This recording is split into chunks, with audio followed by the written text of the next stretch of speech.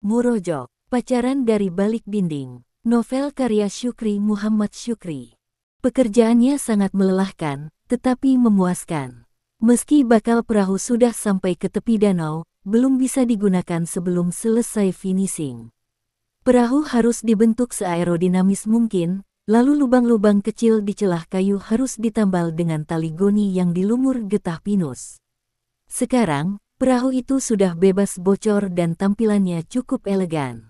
Benda mengapung ini akan membawa kami berlayar. Dengan panjang kurang dari 3 meter dan lebar 60 cm, perahu ini mampu menampung 4 orang. Pagi ini hanya diisi oleh 2 orang, sehingga daya lajunya lebih mantap. Sebagai keluarga nelayan, Adi juga memiliki koleksi jaring dengan berbagai ukuran. Mulai berdiameter kecil untuk menjaring ikan depik, Rasbora tawarensis, sampai diameter besar untuk menjaring ikan mas, common carp. Ada juga jala, pancing, dan bubu. Semua peralatan itu dirajut dan dibuat sendiri oleh bapaknya. Sedangkan Adi baru mampu merajut dan menambal jaring yang sobek. Kita berangkat, kata Adi menepuk pundakku.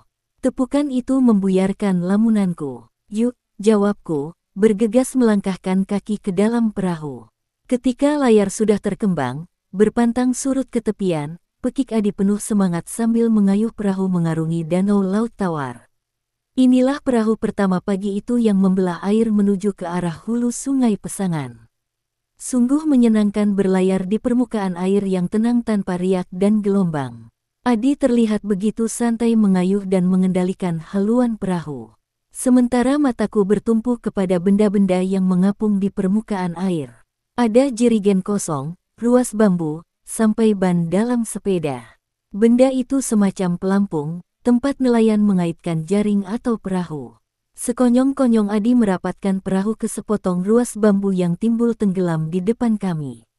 Kita sampai, kata Adi.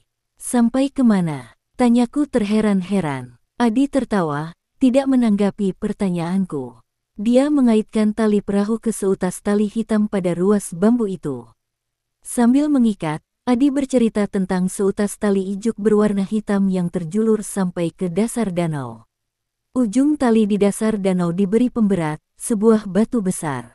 Selain untuk mengikat perahu, ruas bambu ini sebagai poros jaring sebelum ditebar ke dalam danau, tambah Adi. Aku hanya bisa mengangguk-angguk sambil mengamati permukaan air. Jaring mulai diturunkan ke dalam danau. Tangan kiri Adi mengayuh perahu, sedangkan tangan kanannya menurunkan jaring. Sesuai spesifikasinya, jaring itu khusus menangkap ikan permukaan berukuran kecil yang populasinya cukup banyak. Setelah sekian lama menebar jaring, ternyata ujung jaring itu berakhir menjelang hulu Sungai Pesangan.